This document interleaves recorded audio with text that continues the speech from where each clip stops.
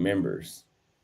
And they were telling me like that's something that they've been, and they do that all around the world. That's something they've been doing. So you got to think if they're doing that in Africa, what is it going to feel like being in Romania? It's not gonna be fun. And especially guys want the baddest woman in that country. And Yeah, in an environment where things are negative and you trying to get the baddest woman in the country, you, it may not work out well for you in the long run. again, I'm in Africa. Well, I was in Africa, and even in Namibia, Kenya, it's not really an issue compared to other places I've been to. Like the best places to date as a black man, a black American, is in South America and Africa. Outside of that, maybe Asia's okay too, but outside of that, like it's too much stuff that comes with it solely based off of your race. And what was I about to say? What was I saying? Oh yeah, the locals, they are a little envious, you know. They're a little envious, and with black folks, it's okay. Like it's okay with Latinos in Latin America. They've been mixing down there for a century, so it's okay. But yeah, when you start going to Europe, like yeah, you can fuck around and get killed doing that. Yeah, it's And with the current situation, I heard what Bill Dix was saying with the asymmetric warfare. Yeah, everything I'm saying is piggybacking on what you were saying with the asymmetry. War or modern war is perceived to be fought a certain way with big guns, big missiles, big planes, big boats. Are you So wearing headphones? yeah, I need to get out my headphones. Yeah, yeah. It sounds like you talking Uh, underwater. Hold on, let me get out the headphones real quick.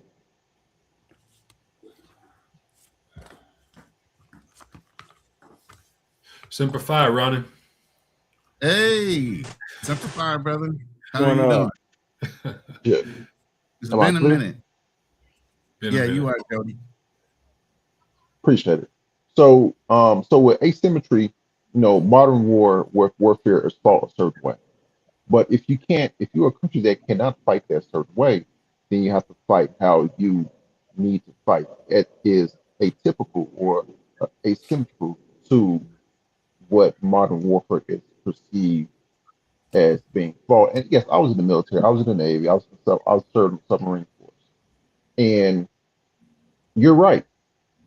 You can't afford to continuously build and shoot these Patriot missiles, these other interceptors at a million or 4 million.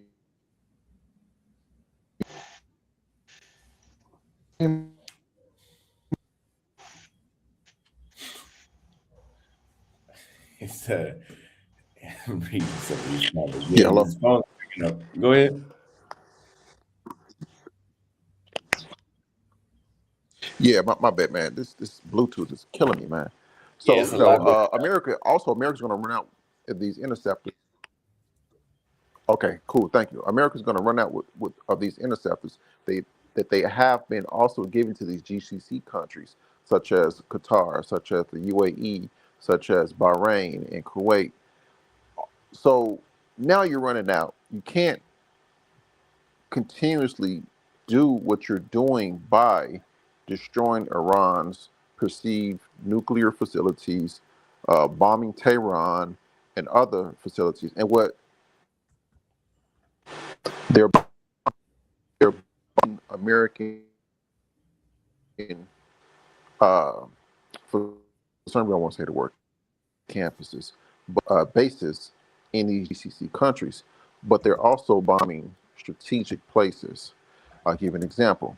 In the UAE, UAE imports 80% of their food and for their water to feed all those to feed and drink all those people. They have desalination plants. So Iran is bombing that, trying to destabilize that the U.S., Dubai, and all the other five emirates have been trying to build. So Iran is really destroying the perceived sheeniness of the local area. And I'll just stop there. I don't want to continue and hog up all the time. You said they're destroying the perceived what?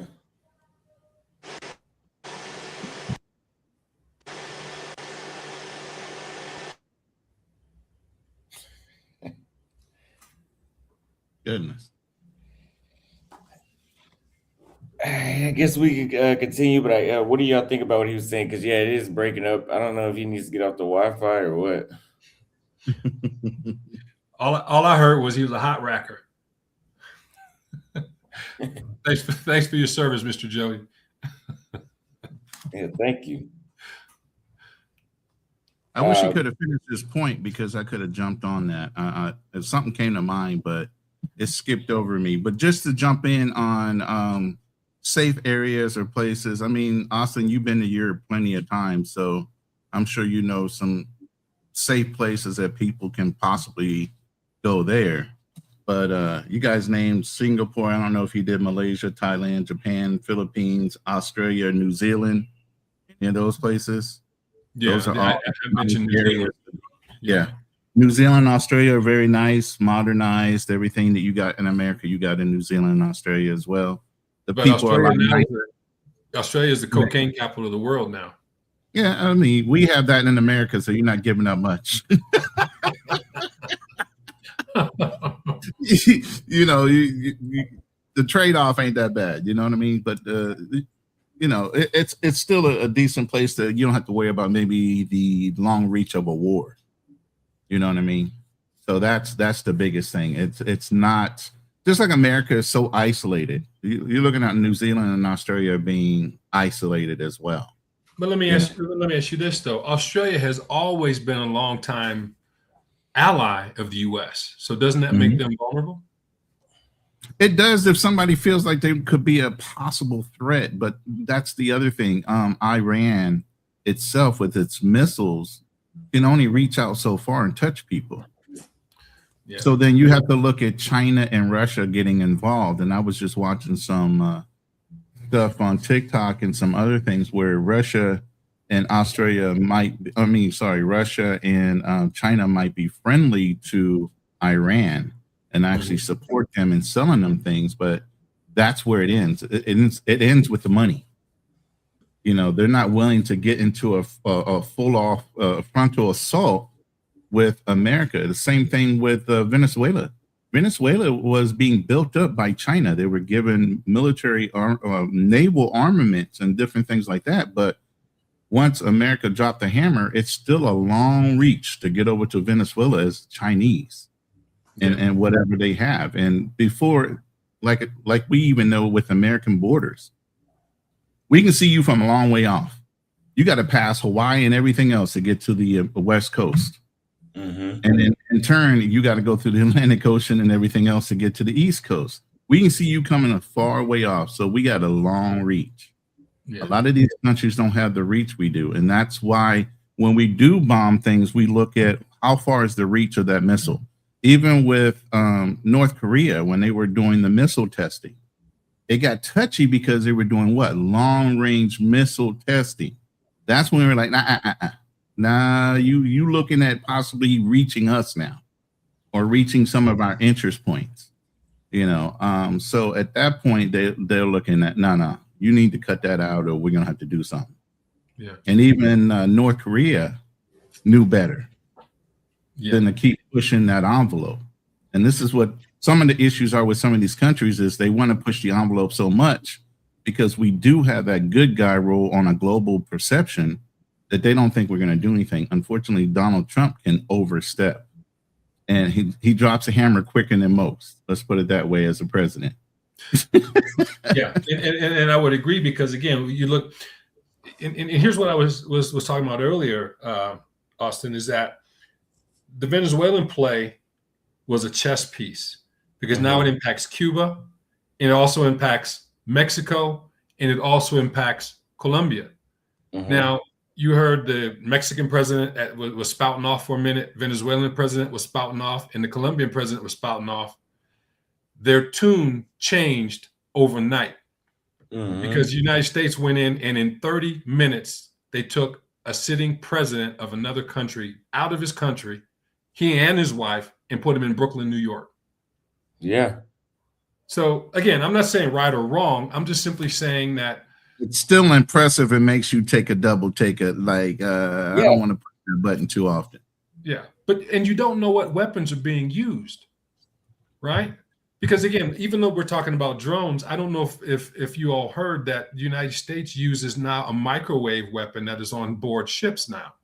And so they were able to destroy, I think it was 60 or 70 incoming drones with a microwave pulse. We also found out that there was a new weapon that Israel used, a laser directed weapon to bring down the missiles. And so again, when you're talking about asymmetric warfare, you're also talking about you're bringing new weaponry on board. And so with proxy wars, you're able to figure out whether your weapon systems work by having other types of interdictions. Venezuela found out very quickly that the stuff that they bought from China and that stuff that they bought from Russia did not work. And so from a war manufacturing perspective, that's another area that people don't. Buying and selling weapons is big business. And so now United States manufacturers can go to these global symposiums and say, look, our weapon systems work, theirs doesn't. And so as person said earlier, the military industrial complex just got richer. And so if you're looking to do investments,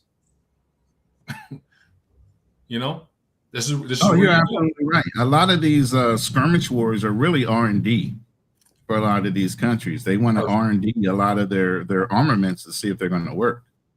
So even when they're giving out things, they're doing it in an R&D thing. But the brother did touch on something about us overextending ourselves with our weaponry. And I always thought this might be a strategy of China. When we were helping the Ukraine, we were giving them a lot of our bombs and a lot of the things that we had in storehouses. If we overextend ourselves with our weapons, when China decides to finally make their move, whether it be here in the Philippines, because they're looking at the Philippines and some other choice places that they want to invade, where are our resources are going to be as far as what we have left over in order to start or defend ourselves and our own interests? If we're worrying about taking care of everybody else's interest as well. China can produce more bombs with the Chinese steel in Russia than we can by production wise. They produce more per month than we can. So as we go into our storehouses and start depleting our resources, they can still produce. And even if they're not accurate, they can produce more. And that's the thing. Yeah, a lot of their stuff is not as accurate. They can produce more, so they have more to waste. Yeah, and you're right. I mean, when you look at Russia at the end of World War II, they had a lot of bombs, but they don't have to be accurate. They just have to be powerful. I mean, as you said, just blow stuff up, right? Which brings me to a point that you make. One thing we never discussed is Guam. Yeah, I don't like to mention them that much, but yeah, that's also one of our cases. Yeah. Why don't you like mentioning Guam? Because it's a hidden gem. I don't want a lot of people to know. Guam is almost exactly like Hawaii. Literally looks like it, feels like it, everything. And they look like us. It was even bombed too before in World War II. They have ship memorials too because there were ships right there in Guam. Yeah. So as we pulled in a port one time when we were on float into Guam, it looked like we were pulling in the port of Hawaii. Literally. Yeah. I mean, it's like you said, it's a hidden gem, and it's a forgotten place. It's beautiful. I literally had a Guamanian in my unit, so I couldn't figure out this kid could drink. I'm like, what the fuck? This kid could drink his ass off, and this is when I was real young. So we finally pulled into Guam, and I saw it was a U.S. territory, all this, but the alcohol there was dirt cheap. I said, now I understand. Your ass has been drinking since you were a kid, and the alcohol is so cheap, y'all just got used to drinking it. Faster. It's insane. Also, I want you to go to Guam, man, so you can do a report on it for us, bro. Yeah, I've been meaning to go to Guam. You definitely. Yeah, I think on the way back, whenever I'm going back to the States here in a couple of months, I probably could stop there on the way back. Yeah, I would love for you to do that, man. You know, I live vicariously through you, man. I'm just letting you know, man. Yeah, that's why I'm back on the road now, man. I'm trying to decide, am I gonna go back to Africa from here or no? I'm not actually. No, no, no. I'm trying to decide if I'm gonna go to India. Woo, that's touchy, bro.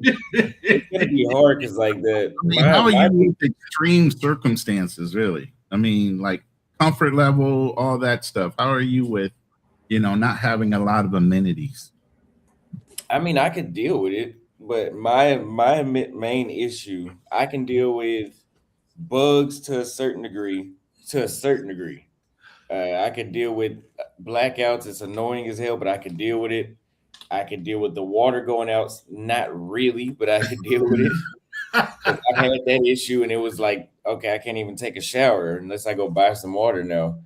But I can't deal with sanitation. Mm. The sanitation in here in Asia in general, but What here, about aerial smells? Because I'm sure you're used to that in Africa, but I mean, India is a whole nother level too. well, I know from being in Thailand and Vietnam and Cambodia and here, like the smell is different, just because it's more smog in the air. It like after you get off of a tuk-tuk or a motorcycle, you can smell it on your face now. And Africa is not really like that. It seems like the air is a little more, well, actually a lot more cleaner. But yeah, with them with their sanitation, like Mm. just sneezing everywhere and coughing everywhere. And I seen a lady 2 days ago peeing on the side of the road, and she was washing her hands with the pee as she was peeing. I've never seen that. It is actually sanitary, but it's insane to see it. It's not called Yeah. recycling. Yeah, I don't know. I wish I would have never seen it. Multi-purposing. Yeah, but she did that, and like again, they'll do stuff like that and just go straight to the kitchen and make your food. No hand washing, nothing. There was So there was a question in the chat. No more Z. no. I'm trying to get her to come with me now. Yeah, I'm trying to get her to come with me now, but That's she the has a whole job. idea.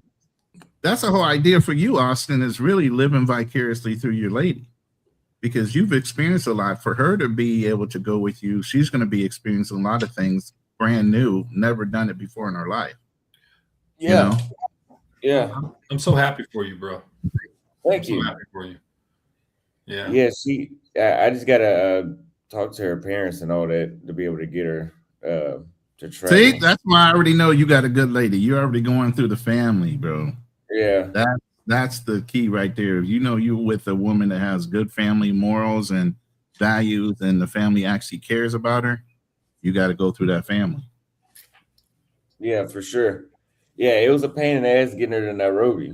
It was a lot just doing that. So to be able to take her with me several countries, yeah, I'm gonna have to do that. Well, that's an interesting choice of word. Pain in the ass. Why was it a pain? Because This I'm is just something- used to, Yeah, it's like, if you're dealing with an American chick, you're like, hey, just meet me over here. And as long as you buy the ticket, they going. Okay. With African chicks, I guess most other women, you got to jump through hoops, filters. You got to go through a bunch of what is the word I'm looking for? A bunch of Screening and protocols. evaluation. Yeah, yeah, yeah, most definitely. I mean, that's a good thing, because I mean, when you think about it, I mean, what a father wants to put a prospective suitor through screening and evaluation to make sure that his daughter's going to be as safe. they should. Yeah. That's a sign of a good quality family. I'm just telling you. I did the same thing here when I met her family for the lady that I'm with here. Went through the whole process of meeting the family and getting to know them and them getting to know me. So, I mean, when you're with a good family, it doesn't matter whether she's from a big city or a small province area. That family has to be involved. Correct. Yeah, so that's what's up next. But I think with her, I would do so much more of traveling around Asia, because again, traveling throughout Africa is it just doesn't make sense. You'll go broke. You'll go broke trying to travel throughout Africa. I did a video. I'm gonna drop it today. Actually, the one I was talking about yesterday on live. I'm gonna drop it today, where I was talking about, yeah, if you got $12,000, that's 12 countries. If you got $12,000, you're gonna hit about 60. What is it? 64 countries in Asia. You'll do every country there with $12,000 of flight money only. Flight money. Oh, you But can get away with a lot. yeah, you'll be in China. You'll be in Hong Kong, Macau. You'll be able to Especially go if everywhere. you guys do know about the VPN game, right? I've tried it. It hasn't worked for me yet. Yeah, when you buy tickets, switch your location with your VPN. You'll notice the rate drops. They know Somebody you from told me- America. You try to book from America, you're gonna get American rates. But if you book from a VPN located in a different country, you get a different rate. What app are you? I mean, what? What I'm third using party? Nord. I'm using NordVPN. No. Like, are you using Booking? Are you using Flight Scanner? If I can go directly through the airline, I go directly to the airline. Okay, I I don't haven't use tried that. every once in a while I'll use booking.com or some other agency. Like I'm a AAA. What's it? Is it not AAA? The old people. What's it? What's the one? AARP. Hey, thank you. AARP. Once I hit 50, man. Once I hit 50, I took advantage of that AARP because you can book hotels for no money down, different things that can cancel at the last minute. So AARP globally gives you an advantage too. So, but you older guys, listen, I know this is Austin's channel, but and then you old guys up in here, get on AARP as fast as you can because there are some advantages, especially in travel, hotel booking, planes, anything you can do on a regular booking, you can do through AARP. One of the no, I mean, I'm glad that you brought that up. But one of the things that I think is important that we all kind of understand is we have to be able to play the currency game to perfection. Currency arbitrage is real. It's a real thing. Being able to change and what banks you use, right? Right now, what's very popular is NU. It's NU. That's a Brazilian bank, and I don't know if that's spectacular. I mean, it's incredible. I like it better than I do Chase Bank at this particular point. If you can use NU, because again, it's Brazil. And what's interesting about South America, I would think that Brazil would be another country that would be somewhat safe in terms of a global World War III,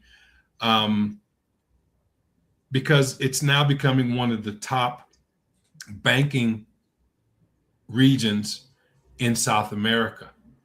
So being able to move currency from one place to the other during different types of actions is very, very important. Yeah.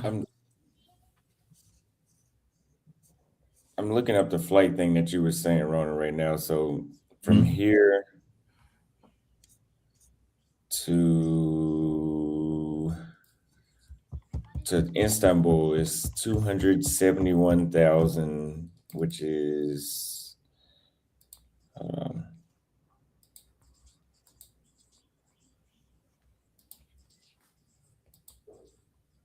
$873. And let me try what country do you use for the VPN?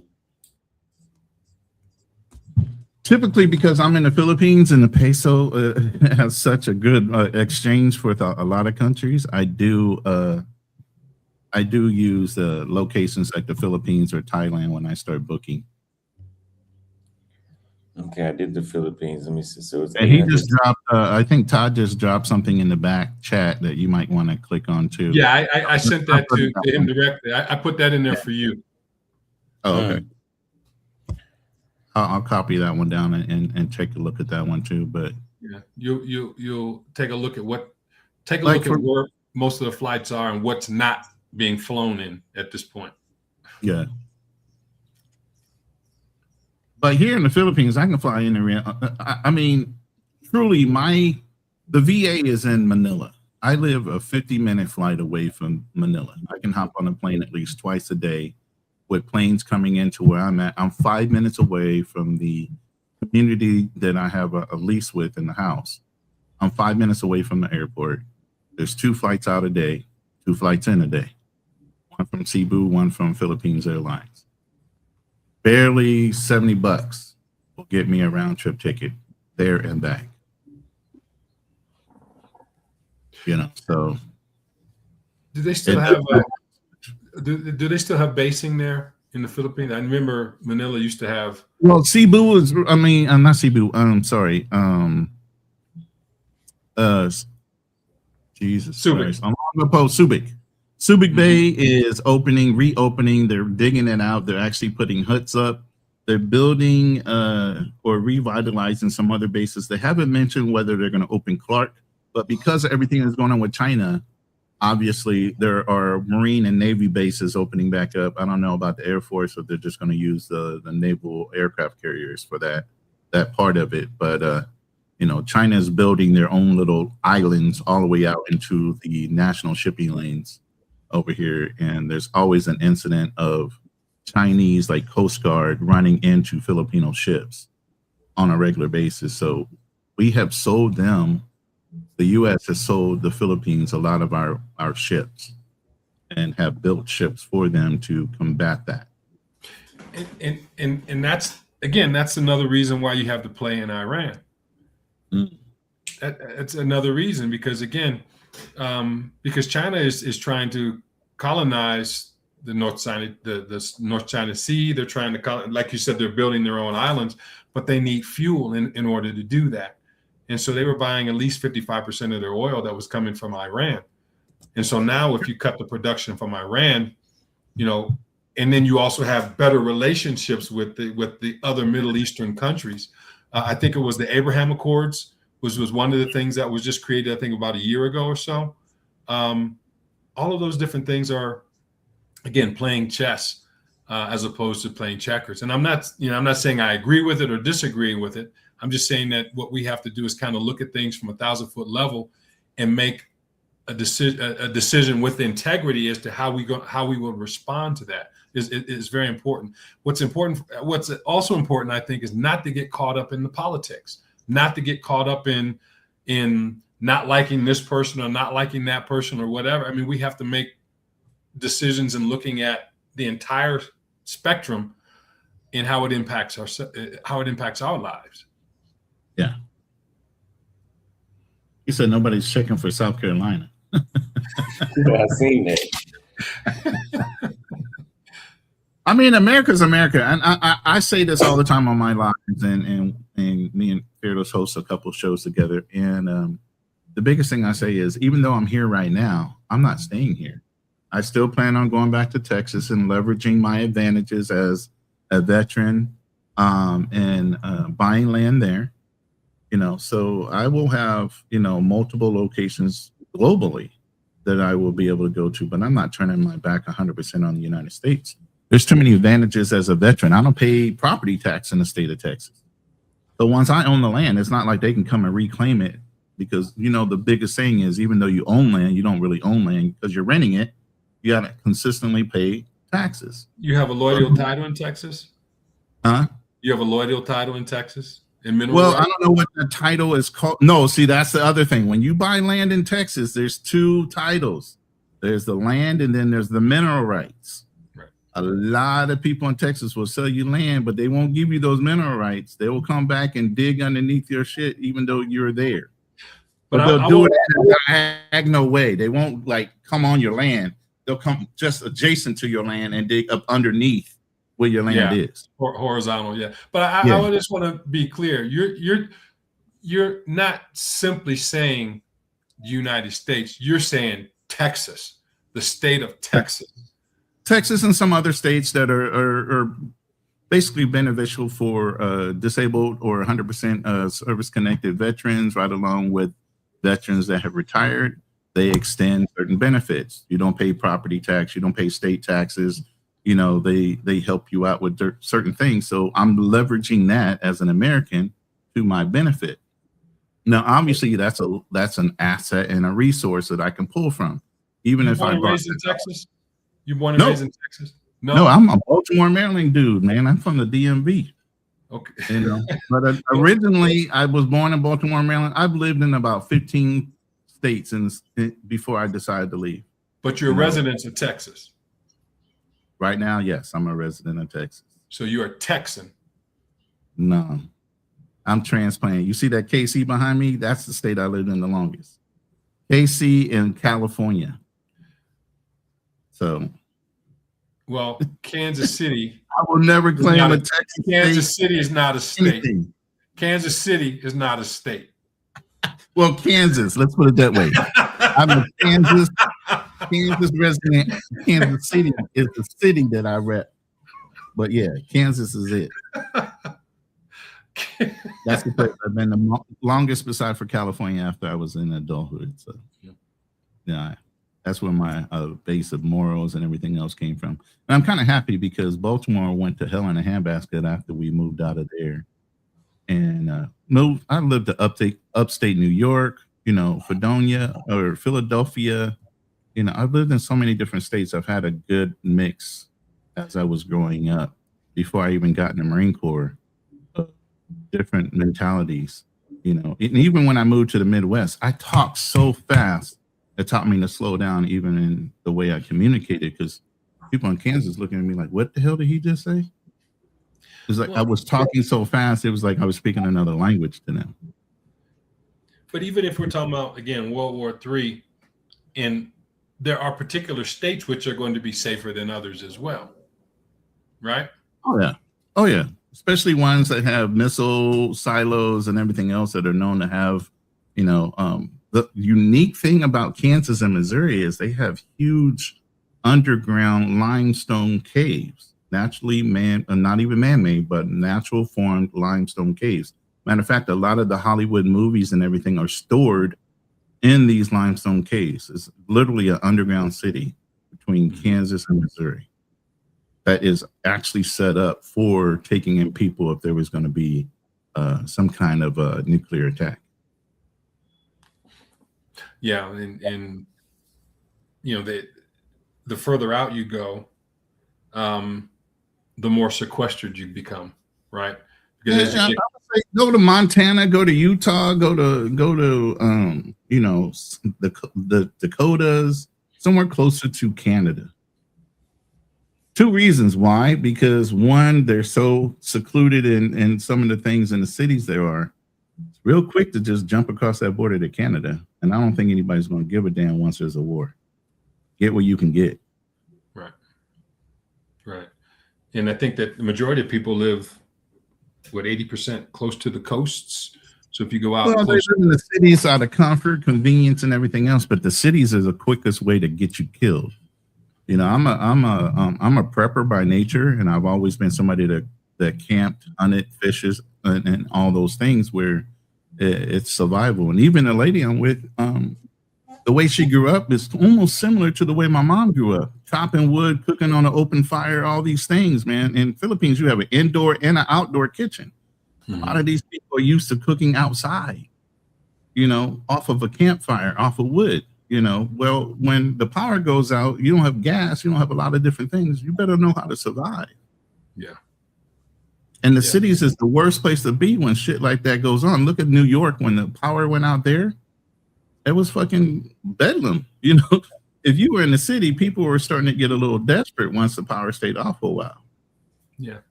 And that's the thing, too, when you talk about modern countries, modern cities.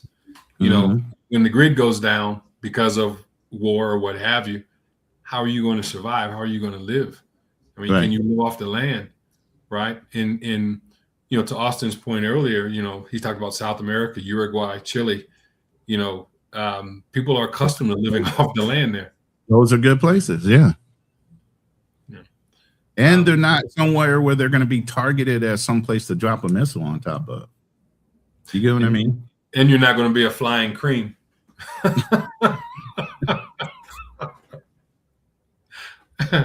You know, someone says actually, Ronan, the cities are the best place. Military would go there to protect the money. Out in the countryside, which is, I lost it. Yeah, but you're only going to be able to stabilize an area for so long with law enforcement and everything else, because then it becomes self-preservation and survival. A lot of the unity, when it comes, it goes out the window once people aren't getting a paycheck. If it gets to a point where there's EMPs, there's no money, and you're really on a barter and trade system, where's the loyalty as far as being a cop? Now it becomes who's the strongest, survival of the fittest, who has the resources. You know, people might save, maybe have bullets and everything else, but they're never trained to use a gun. So then those are the ones they hit up in the city. They take all their armaments. They're dead.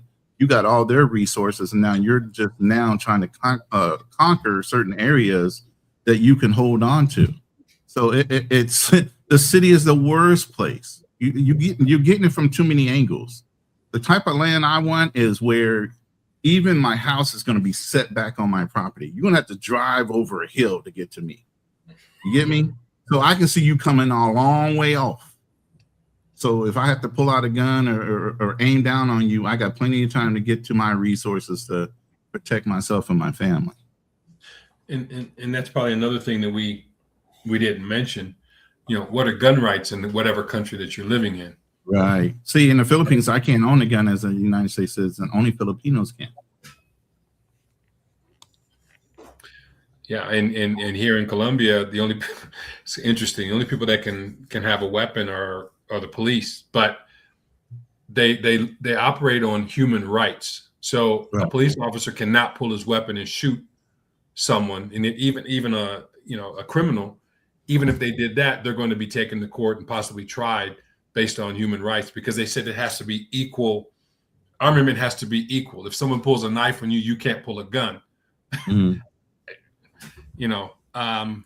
Well, see, I've been taught in certain ways of having a weapon even when you don't have a weapon. Go get a big bolt or a nut, put a string through it, tie a knot on it, and a deck cord is a string that I'm talking about. Mm-hmm. That becomes a weapon. You can swing that around and really take some people out with just random tools that you can buy in a hardware store. Yeah, you can always arm yourself after you land. Yeah, in certain ways. Yeah, but I like pistols. Oh, I mean, given a choice. I mean, come on now. You know, I like reaching out. I like to reach out and touch someone. I don't like. One of the things I want to learn before I leave. One of the things I want to learn here is Filipino martial arts. They're good with stick and knife fighting, up close and personal, and to a point, like Screamer, and up to a point where they've actually beat down Krav Maga. Really? Yeah, they're actually already known as being better than Krav Maga because their techniques change. Just like Krav Maga is a system that was built by the Israeli martial arts or Israeli fighting forces. Special forces, yeah. Filipino martial arts has been passed down over generations of trial and error as well. Now, Marine Corps obviously has their own martial arts that is also being translated the same way, but Filipino martial arts has been around for a long time. It goes to the culture, right? And, yeah. And that's the thing too.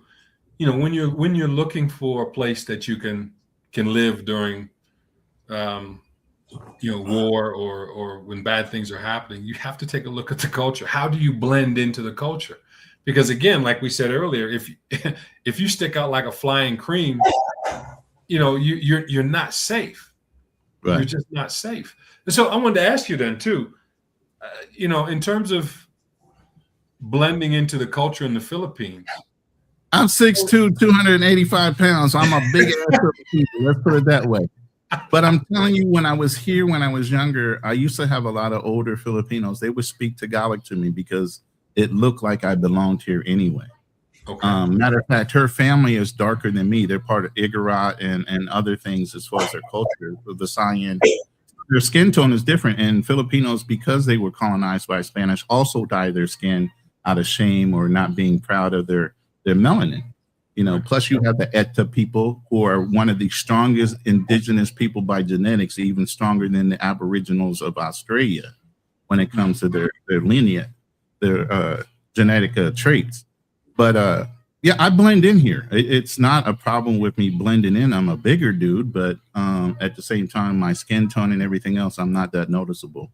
My truck has smoked windows on it, so you can't tell if I'm driving or my father-in-law that would be driving the truck. You get what I mean? So at that point, it's you pick and choose your battles. But I have a 4-wheel drive vehicle here that I just brought, and you know, it's smoked out, so you would never know. And even the identifiers on there, I put the Filipino flag on it, so it looks like a government car because a lot of Filipinos can't own certain type of cars.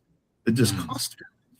So even with that, I put like a Filipino flag on both sides of the front fender, to kind of make it look like it's a politician's car. So people look at it and they kind of step away from it more so than wanting to approach it because they don't know who owns it. So they don't have, usually the politicians don't have police escorts? Not really, not like you would see like in the movies, unless they're really like actively in service. But you know, a lot of them try to go low key more so than bolstering themselves.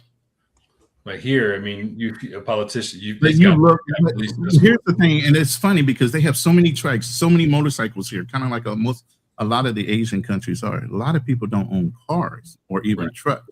Or trucks that are of a certain type. So my lady and her father, they'll ride around on the trikes and stuff. She has her own trike and different things like that. So when they ride in the trike, they notice the difference. The guards and everybody will look down to them, kind of snub their nose at them. They drive my truck. All of a sudden, it's yes sir, no sir. There's a classism thing too. So if they see you riding in a certain vehicle, then it's something. Then if you're riding a truck, you're just a normal person that might be poor. But if you're riding that truck, it's yes or no, sir, because they know most of them can't even afford that truck. You know? So you are looked at different depending on how you come in. Yeah. I won't even drive in certain parts of this city in the province. I let her father drive the truck. I just ride. That's smart. That's smart. So Austin, how do you blend in with the different countries that you go into? What is your strategy? I mean, number one is always learning the language. I don't know if one of y'all said that already, but if you go to anywhere in Brazil, you have to learn the language. I mean, if you're in Colombia, to actually assimilate, you're gonna have to learn the language. Luckily, in places like Kenya, they want us to learn Swahili. You don't need to learn Swahili. All the signs are in English. Like, you're not gonna miss out on anything by not knowing Swahili. But it would be better. That's the first step. Second step, and I said this before, which was having male friends, not just female friends. Having male friends makes you blend in better because all the American tourists go there and just have female friends only. All of them. So having male friends instantly sets you apart and puts you in different scenarios that you wouldn't be in otherwise. Meet different people that you wouldn't meet. You know, new opportunities, everything else. I mean, women can only present so many opportunities. So, and I mean, I haven't done anything like you've done, like open up the, what did you say you say football? Yeah, I have soccer. I have a youth soccer team. Yeah. Okay. Yeah. You have a soccer team. I don't have anything like that I've done. But I've been to Kibera. I forgot what that area was, somewhere far out west outside of Nairobi, where the guy Troy that I hang out with, he's very involved in those type of community services and stuff like that. And I've done videos with them. That kind of, I mean, it's kind of more so community service, I guess we could say. Let's say doing community service, having male friends and learning the local language. And actually exploring the city and not just hanging out. For example, if some people go to Medellin, they'll just stay in El Poblado or whatever the other one is, rather than exploring the entire city. Yeah, it's good to be ingrained in the community. Here's the thing, and I don't like talking bad about countries, especially when I'm here. If you stick out too much, then you become a target. So even if you're in the community and doing things like my lady does community service, she works with the orphanage that was here. She was always going up in the mountains and dealing with the ECTA people. So we'll be going up there doing something with them over the spring and summer. But at the same time, you want to give, but not too apparently. If you can go through your lady to do it, then do that. But also, like you said, it is good to have a good circle of friends, and build a circle of trust. And obviously, sometimes that's through introductions, through her family or people that that you trust. But you do still have to be leery. You are still top 5 to 1 percentile of earnings in a country, in some of these countries, as an American. That's male or female. So when you come into these countries, they know you're an American. You are still at the 5 to 1 percentile of earners per month in these countries. So you can still be set up as a target on a long game. So you do need to know whoever is in your circle of trust is somebody that is trustworthy. Well said. Yeah. Yeah, for sure. I mean, I get people all the time asking me for money.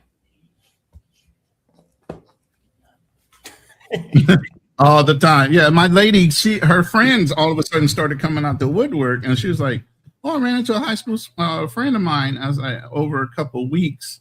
Then the next thing you know, she's asked her for money. I'm like, "Did you give it to her?" She goes, "No. Why would I do that?"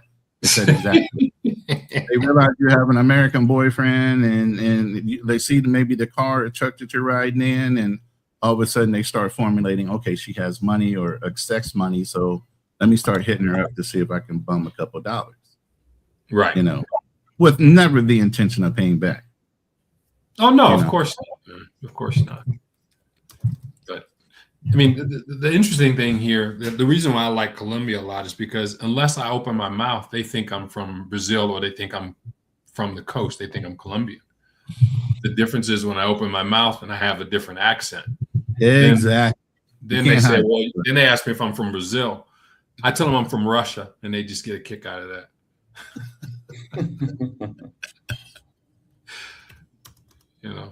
So it's the important thing, I think, is, like we said, there's really nowhere to hide 100% of the time if you're with World War III, but we have to do the things like a prepper would. If you're abroad, where are you going to go? Right. Like the idea is, you want to be someplace high, right, so that you can see people coming. I like being here in Bogota because number one, we're at elevation, and number two, there's more mountains that we can go to, relatively quickly, that around where we are. And the higher up you go in altitude, I believe the safer you're going to be, because physically it's challenging to get there. Yeah. So, believe me, I wouldn't have brought a truck if it wasn't 4x4. Because it does flood here. You do have to climb mountains, and it's like I said, I'm happy with the fact that I know the lady that I'm with is well connected in this community. Her family is respected. They try to get her father to become the barangay captain because he's so well liked in the community that everybody wants him to be a leader, even though he's refused it several times. So knowing that you're in with a good family helps, and that you can leverage when it comes to certain things where you would get the gringo tax, you won't get it. Especially if you allow them to do certain things for you. Instead of you trying to go out and say, "Nah, I can come." No. You need to step back every once in a while and let them work for you. That's the point. Well, let me ask you this, because I saw a video that Austin did one time in terms of police corruption, in terms of them just whooping on people. Do you see that in the Philippines as much as Austin has shown that in parts of Africa? Say that one more time. I missed that first part. When you just see the police just whooping on people for like whatever reason. I mean, you can tell that, and I watched this series my lady told me to watch, and I kind of got the idea that, depending on your classism, you look down on other people. So at that point, a police captain or a barangay captain or somebody would have a certain elevation in the community, and Not necessarily as a general populace. They don't necessarily respect all your rights. You get what I mean? They will pick on you when they want to pull you over and run you up on a ticket because maybe your tag or whatever is expired. They do run the same kind of things where they have checkpoints for the police here in certain areas. So those are certain things that people look out for on. If you ever driven in the Philippines, it's nuts. They don't have traffic lights unless you're in the bigger cities. There are no traffic lights. People get in accidents all the time. They just pull you off to the side of the road, and you pray that the ambulance will come get you. You know what I'm saying? It can be bad, man. You just, like I said, you put your life in your own hand in some of these places you go to. Definitely make sure you have insurance, both types, not only health but life insurance, repatriation insurance. So if something happens and you die, your family can get your body back. You know, those things are important no matter where you go, especially as a solo traveler. I've never heard of repatriation insurance. That's interesting. Yeah, repatriation insurance is in a lot of policies, but you got to make sure it's there, especially for expats. A lot of people die overseas for whatever reason. You do a lot of dangerous things over there, but repatriation insurance is an important word, has to do with body recovery. It can cost up to $70,000 to ship a body from a country back home. Repatriation insurance is included, and it will get you back to your home on record.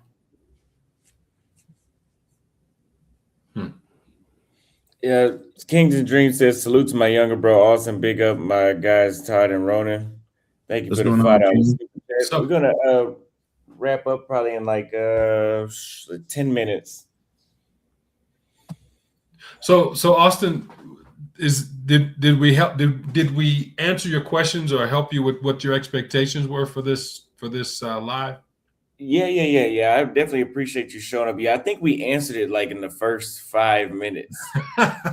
Like, I think when you first started talking, you answered. I was looking through the questions I had, and I was like, yeah, I think he already said everything. Yeah, I mean, I just want to tell you, man, that I respect so much what you do. Thank you.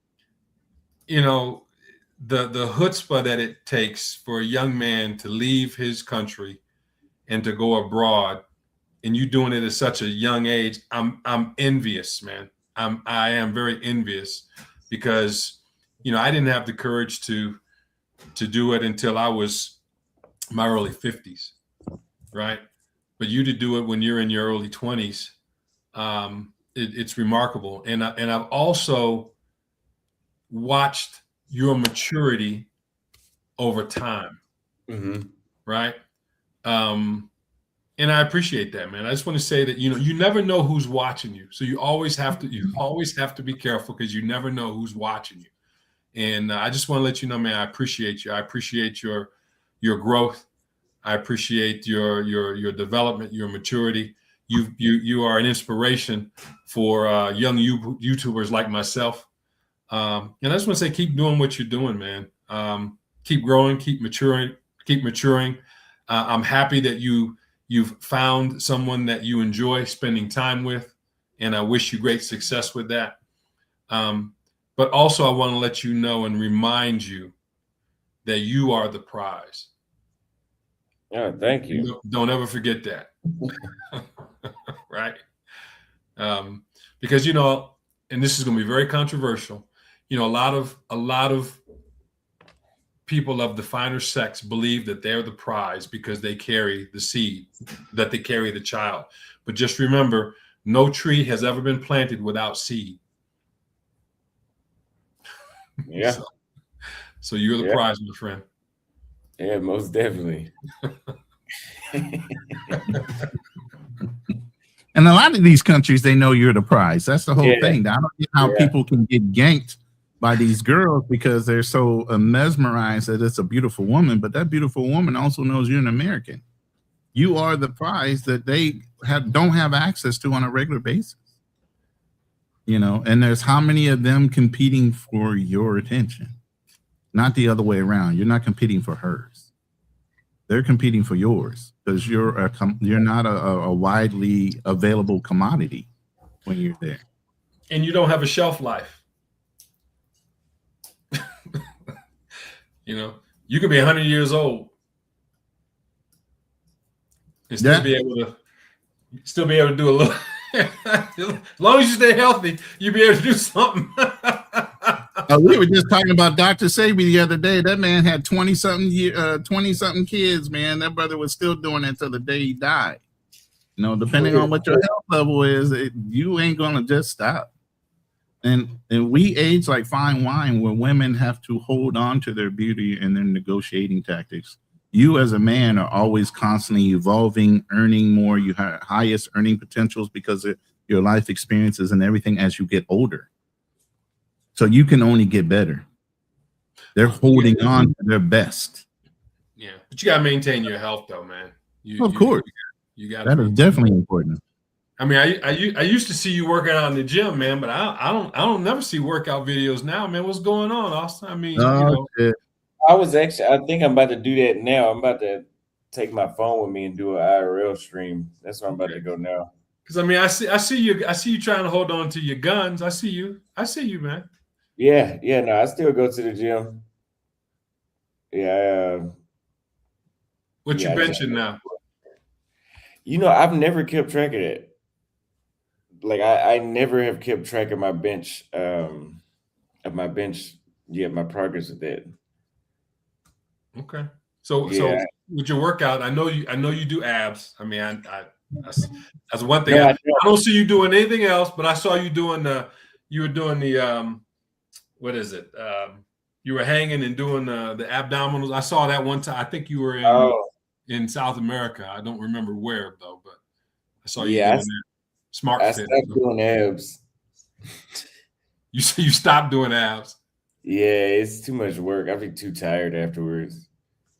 Yeah, I figured, man, as long as I have broad shoulders, I don't need abs. The rest of the body makes up for it. If you get wide shoulders and you for real, everything else, the abs is okay to miss out on. I got broad shoulders. It looks like I got a V taper. Yeah. But it just looks better when you do. Are you jumping rope? No, I hate cardio. I do Stairmaster. I jumped rope for like maybe a week one time, and I just can't. I'm not good at cardio. Well, I don't want to be good either. Like I don't try it. Well, when you come back to Colombia, meet me here in Bogota. I'm gonna take you up Maserati. What is that? Maserati it goes up to about 10,500 feet, and it's 1,500 steps. It winds up the mountain, and so I do that 3 to 4 times a week. Oh, okay. Yeah, I'd be down to try that for sure. Yeah, but I mean, we'll go slow because the higher you get up, the air gets thinner. Mm-hmm. But then when we get to the top, we'll do like 200 push-ups, and then we'll ride back down. He said 200, then ride back down. He said we ain't walking back down after that one. Well, I walk, but I mean, if I'm gonna be, it's gonna be his first time, so I mean, we'll ride back down. I mean, I usually go up and then I walk back down. Yeah. You know? My knees are shot. I can't do none of that right now. You know, I have a torn meniscus on one knee. The other knee's been shot for a lot of years. So I've been around and around with the VA about surgeries. They're like, oh, we're going to give you 2 robo knees. You just let us know when you're ready. But hey man, I mean, I know a lot of people to get hip replacements and stuff like that. They're good. I heard the knees are really good, but I'm just not ready to go through that right now, that evolution. You know what I mean? Right. But no, I do a lot of core. I do a lot of kettlebell and core work. So, and then I walk. So how heavy are your kettlebells? 40. So you do farmer's carries with it? Either that or I'm doing more squats and core swings and different things like that. There's about so many different exercises you can do with a kettlebell. You getting back to your killing form, ain't you? Well, I get leaner. I had a lot of weight to drop, bro. I mean, I have been as high as 6'2" at 360 at my worst. You know, Really? my fighting weight when I was in the Marine Corps was 6'2" at 155 was when I was boxing and in martial arts. So, you know, my comfortable weight is about 215 to 230. Where are you at But now? anything more than that, I would look like I'm a cancer patient anymore. You know what I mean? I'm just too big. Where are you at now? Right now, I'm at 285. 285? Yeah. Austin, where are you at? I think 190, 190. How tall are you? 5'11". Man, you an NFL corner. I was at 6'2", 190 when I was boxing, but I noticed I was training for Golden Gloves right before I went in the Marine Corps. And coach, I was looking at the coach. I was like, Coach, these kids are 190? He is there. I said, how much were they weighing before? He goes, oh, well, they cut from 225.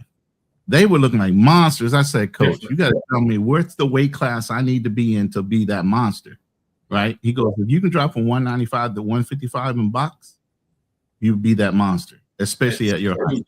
At 6'2". Yeah, at 6'2". And I dropped the weight. But my recruiter misheard me. I said, look, I got Golden Gloves in March. I'll go in May. Wow. He ignored everything I said and put me in on my recruitment day of March. So I was in the best shape of my life when I went to Marine Corps boot camp. Wow. My DIs were looking like, what the fuck were you doing before you got here? Boxing, martial arts training. I'm a fighter. Always been a fighter. Wow. When I got here to Columbia, I was 5'10", 265. And now I'm 5'10", about 213. But at 63, I'm trying to get down to 180. I would like to get down to 180 because as I get older, I don't need to carry all that weight, So jumping rope helped me. Jumping rope saved my life. If you guys, Buddy Lee, if you guys look him up, Buddy Lee, jump ropes. Buddy Lee came here to visit me twice here in Columbia. I'm telling you, man, that guy, he was an Olympic athlete. He has his own jump rope. He travels the world. Buddy Lee saved my life, bro, by using his jump rope. I got like 3 or 4 of them. Incredible. And he's he needs that AARP card too, man. But he's traveling the world, and he carried the torch. And I think what was the Atlantic Olympics were 96. That was the Atlanta. So he carried the torch then. But that jump rope is no joke. But Austin said he don't like cardio, so I can do it. I hate it though. So how do you eat though? I mean, I eat a lot of. I used to do the carnivore diet. I don't do that anymore because that's what I'm doing. I'm cutting, but I overeat protein. Like, when I was in Kenya, I would eat like 3 or 4 boiled eggs a day, or fried, 2 steaks, and a lot of potatoes and a lot of spinach. So is food relatively inexpensive there? Yeah. $500 a month, and you are overeating for sure. Wow, way overeating. Yeah, but not here. Say again. I would rather cook here. Sorry, go ahead. No, I was saying I'd rather cook here because, as I told you, they're nasty here. They're very unsanitary. So I'd rather cook it here in Sri Lanka. There's a kitchen above my room. They have a kitchen on the top floor, and I can just hear the guy coughing. I just look in the kitchen. He's just coughing all over the food and sneezing. And I'm like, dude, like, why? Why are you doing it? And you want to go to India? When? Yeah, that's what I'm saying. That I'll be eating at the Hilton Hotel if I go to India. I need to have the best possible result that they're sanitary. That's what I do here. I go to the nice restaurants. I'm like, I know for a fact the people on the street ain't their fingernails all black while they cooking. Like, nah. Are you a germaphobe, man? I'm a germaphobe, but like they're just nasty. Like, it's not even because some people. when you realize how many times people touch their face and then try to touch your food and everything else, man, you very conscious about that shit after a while. And especially if you see, like, this is just so people understand. I do know about fitness. I've never been a guy that allowed myself to get to a certain way, but I did suffer from PTSD, and I allowed my body to get into a point where I've had to recover from it. But I was always a physically fit fighter. That's a big weapon. that was a souvenir from the Palaka Islands during the Gulf War. Is that so? What is that? That's a Russian machine gun. Okay. And you holding it with one hand. I see you, man. I see you, Rambo. Yeah. So, yeah, I'm 58, by the way. So just to let you know, I got a lot of life. You still got the taste of a lot of wear and tear on my body. You know what I'm saying? So that's the reason why I'm at the VA now. I said you got this. You still got this the taste of milk in your mouth. You're a young man. In that picture, I was 21, maybe. Where was the float? Another one. Oh, that was right there. We were the first ones in the Gulf War. We were doing missions way before the war started. We started off in Hong Kong. We were already in deployment. So the minute Saddam went into Kuwait, we started doing ship interdictions because we had special operations capable. We had Navy SEALs, we had Force Recon, all that on our ship. So we were operational the whole time. Yeah. It got so bad that they started calling us Raiders of the Lost Ark because our 5 ships were moving around so much they couldn't keep track of where we were. Yeah. We had so many missions on task. That's why I said before they even started the war, we had already captured, liberated, whatever you want. Saddam had basically landmined this island of his own troops in. They couldn't leave. We already blew up their boats. So we literally had to go de-landmine the area that we wanted to go into and pull these guys off of their own island. So those are some of the souvenirs we pulled off of these guys as we got them off that island. Interesting. But yeah, man, as I said, it's just a blessing, you guys. You don't understand, just to be alive at this age, to go through a lot of different things. And I'm sure everybody has their own nightmare stories, even as a young person. But each survival is another life lesson to understand you're here for a purpose. You know, until you achieve that purpose, there's no place or time or reason of when you're going to go. You know, so. But that brings a different perspective as well. Yes, Panama, also Beirut. I went in right around the Panama Beirut situation. I went in 1987. That was in 1990. So I had already been in for 3 years.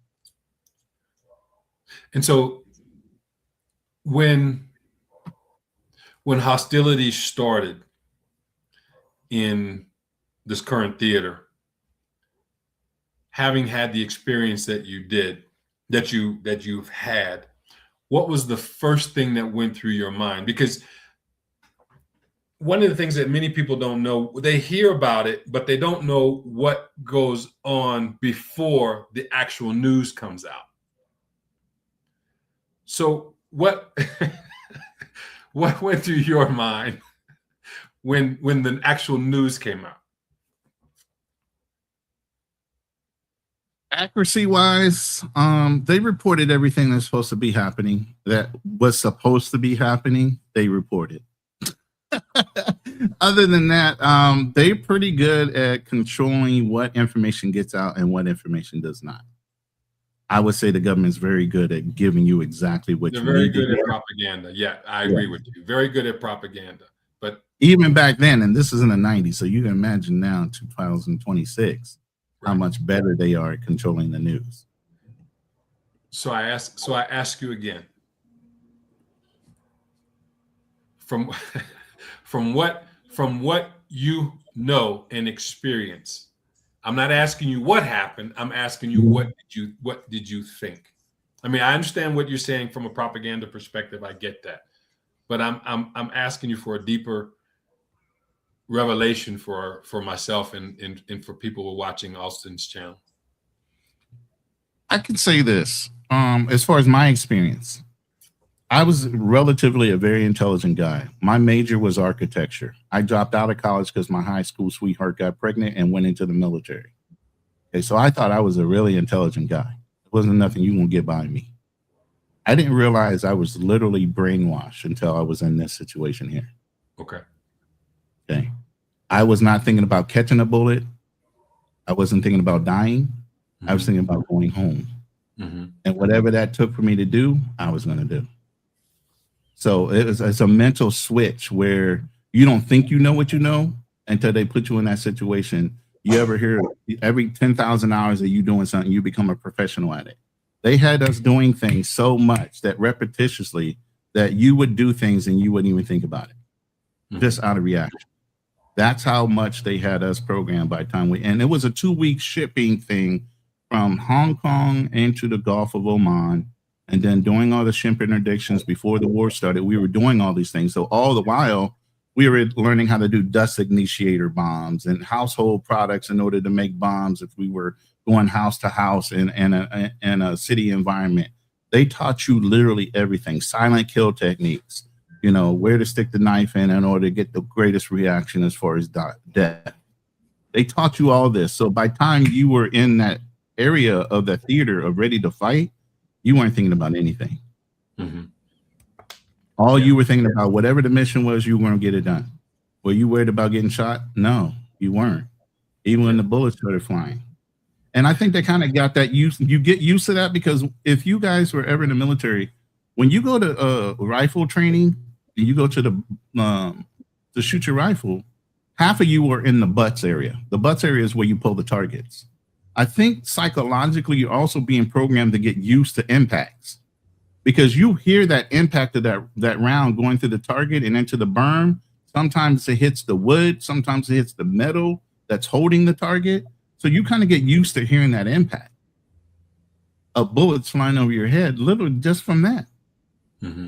So by the time you get in theater, it's kind of like you're kind of hearing the crack or the supersonic sound of a round going over your head. You're kind of used to it a little bit. I didn't realize all these things put together made me not that fearful, but really like zeroed in on what I'm supposed to be doing.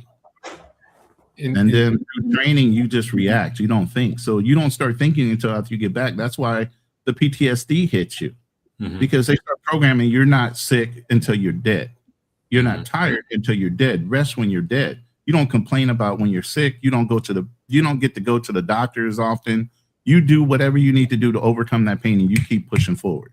Mm-hmm. Matter of fact, my unit's famous line of what the unit was is whatever it takes. Mm-hmm. That was my unit insignia, whatever it takes. So they trained you that way. It didn't matter what you had to do to achieve that mission, whatever it took, do it. And so, Ronan, I asked this particular question because, again, to kind of be in line with what, Auston wanted us to talk about. That type of mentality is something that I believe that most people need to somehow integrate, that you do whatever it takes in order to survive, knowing that no place is 100% safe. Exactly. It's only as safe as you make it. Yeah. And so when I tell you my response, because not being in the US and when I first heard it, I said, there's so much that's not being mentioned, right? Because in order to have this precision strike, it takes a certain type of mentality of individuals to execute it, right? When you're sending an airplane with ordnance that's 6,000 miles away and it's a 36-hour trip, that's a certain type of mindset. Right. So, and I'm thankful that Auston had this show because a lot of people will have an opportunity to kind of rethink their positioning because a lot of people, whatever side of the political aisle they're on, they're going to have different kinds of emotions. And if you have different kinds of emotions at this particular point, you're going to make poor decisions that are going to get you in a lot of trouble. So it's very important that you take the emotion out of it and that you have to do whatever's necessary in order for you to survive, whether it's to be liquid, have money available under your pillowcase or wherever, right? You got to have cash, right? If you don't have cash, you got to have gold and silver, right? Much like what you do as a prepper. And I'm sure that these are some of the things that you do. Certain countries don't allow you to have gold, right? Certain countries, the value of their currency is, it is what it is what it is. So, Philippines is a heavily gold. By the way, the fact that you brought that up, Philippines is heavily golded. They have a lot of gold here, and they still mine for gold in the waters and everything else. So gold is a big thing here in the Philippines. A lot of them buy it because they know it can be used as an exchange value later. Yeah. So when you come to the Philippines, it's real gold that you're buying. It ain't no fake mixed up whatever. It's 100% gold. And I think personally, and this is just a Toddism, I think things are going to get worse before they get better. I don't know if they're going to get better. I think that it's just a new way of living now. I think that because no place is safe. I left May right after Donald Trump got into office, and it was planned purposely for a reason. His second time in office, he don't have to worry about burning anybody's bridges. He can burn them all down because he ain't going to get reelected again. So he can do whatever the hell, however the hell he wants, as long as the economy, as far as the global dollar, when it comes to U.S. standing against everybody else, I don't care. I just didn't want to be in the United States for the time that he was in office. So I planned it specifically to be out of the country, literally a couple months after he came into office.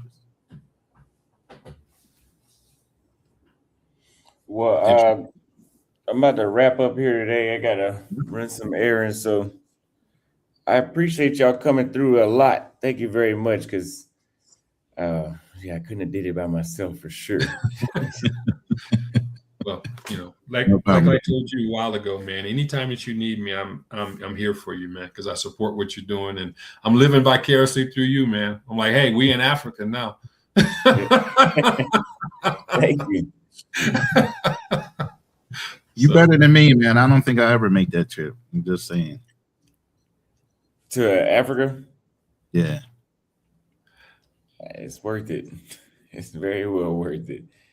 I'm still thinking about going back now, but I need to take a break still. So, but yeah, I have a friend that lives in South Africa. You've been to South Africa, right? Yeah, like 4 or 5 times. Okay, because he's been asking me to come there, and I know that's a long trip. You taking wifey with you if you go? Yeah, absolutely. Absolutely. Come on, she's Colombian, man. She's not gonna let me go on a